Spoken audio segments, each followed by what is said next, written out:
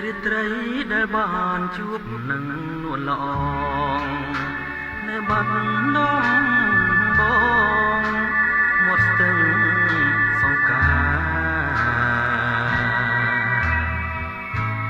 យើងទាំងពីរនាក់សេចក្ដីស្បត់ស្បាយក្រោមដួងព្រះខែរះពេញបរមី